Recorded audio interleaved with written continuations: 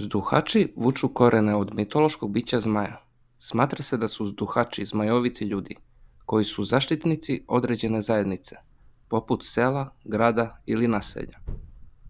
Zduhač može da se naziva i sljedećim imenima: zduha, zduhat, zduva, zduvač, stuhać, stuha, stuva, stuvać, vjedogonja, jedogonja. I smatra se da je to čovjek koji ima posebne moći kada spava. Smatralo se da duh zduhača napušta svoje telo i da se bori protiv drugih zduhača, ala, besova i drugih demona u borbi da odbrani svoje naselje i da obezbedi dobru prinovu u domaćinstvu. Zduhači su opisani kao dobri i pravedni duhovi i uradili bi sve za svoju zajednicu. Zato se bore međusobno da bi sačuvali svoju zajednicu, ali istovremeno nanose zlo drugoj zajednici, to jest onoj zajednici čiji je zduhač izgubio borbu.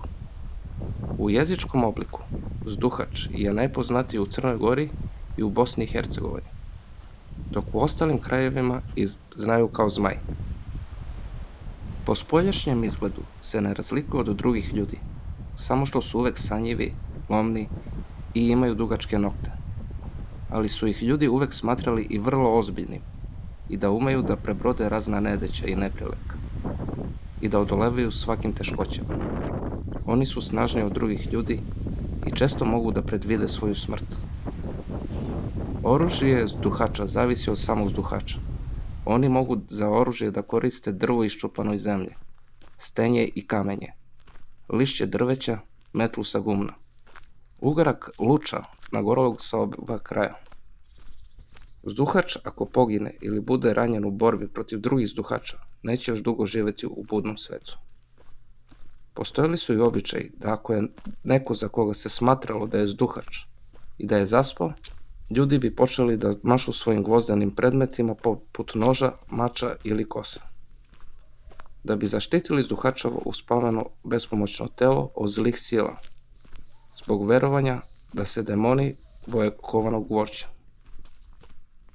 Zduhači i zmajoviti ljudi mogu da se smatraju i svi junaci iz narodnih junačkih pesama: Borba Banović Strahinje i Vlahalije, Marko Kraljević i Musa Kesedžija. Jeste epska borba zmajovitih junaka ili borba između Srba i Osmanskog carstva tog perioda, ali možda i smena dana i noći, kiše i grada.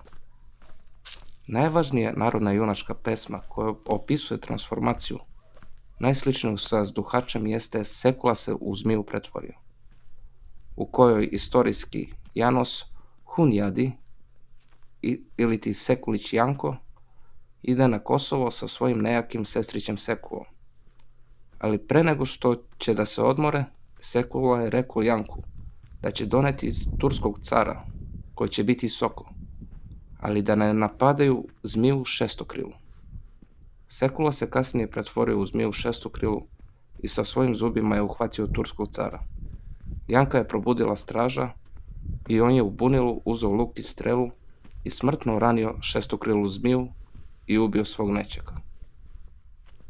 Pored ljudi, i životinje mogu da budu zduhači. I kao svi zduhači brane plodnost poljsku i stočnu svoga kraja.